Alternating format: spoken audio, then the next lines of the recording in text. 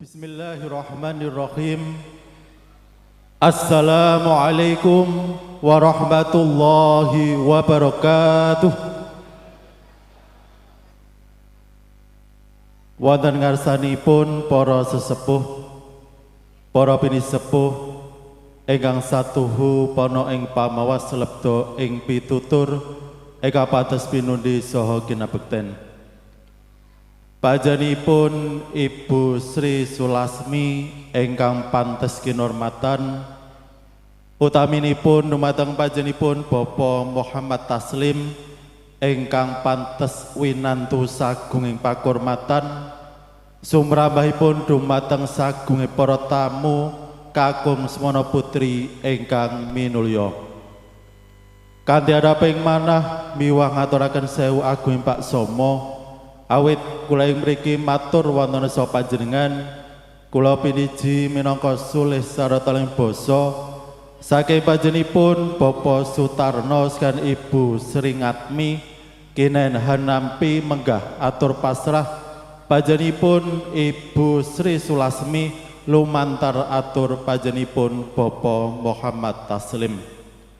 Eka sepisan panjenenganipun Bapak Sutarno sekalian ngambali ngaturaken pambagya wilujeng saha ngaturaken agunging panuwun ingkang tanpa pepindhan menggah karawan panjenengan sedaya. Atur kula ingkang nomor kalih salam taklim katampi kanthi wasilah. Waalaikumsalam warahmatullahi wabarakatuh.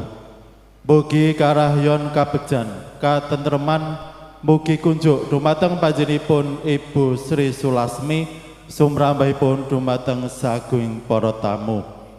Wondene wonten ing wekdal puniki panjenenganipun Bapak Muhammad Taslim masrahaken putra temanten kakung pramila saestu kanthi suka renani penggalih panjenenganipun Bapak Sutarno kanthi atur bismillahirrahmanirrahim. Putra temanten kakung pun bagus Roid Syarif Afif sarjana pendidikan katampi kanthi bingeng manah saha samangke badhe kadhaup panggihaken kaliyan Rara Ayu Supriyanti sarjana akuntansi miturut satataning adat Widi Widono ingkang tansih lumampah wonten ing mriki.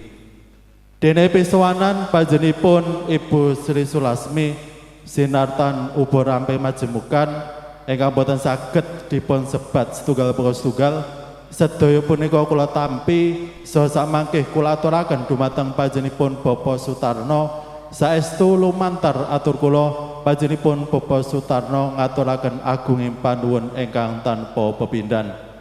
Dene Bapak Sutarno sendika dawuh benjang dinten Minggu surya kaping gangsal April warsa 2026 badhe hanyuwunaken dumateng dalemipun Bapak nyuwun sewu Ibu Sri Sulasmi wonten ing Pakelan ingkang samangke panggenanipun wonten ing Gedung Serbaguna Klewer Gathak Sukoharjo. Dene ingkang pungkasan hamba bilih pahargyan sampun paripurna panjenenganipun Bapak Muhammad Taslim saha pangombyong putra temanten kakung badhe derek lumeser pamit. Panjenenganipun Bapak Sutarno namung saged ngaturaken wilujeng kondur mugi lampah panjenengan rahayu wilujeng boten wonten alangan satunggal punapa. Saking kula hamba bilih anggen kula matur wonten tempatipun kirang tata basa saestu tansah nyuwun pangapunten. Panutuping atur billahi taufiq wal hidayah. Assalamualaikum warahmatullahi wabarakatuh.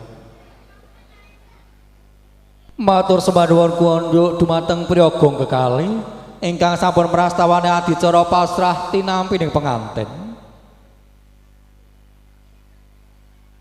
Kepareng kalajengaken atang kapasta tumuli panjenenganipun Ibu Juru Rias meratesaken panggihipun temanten sarimbit.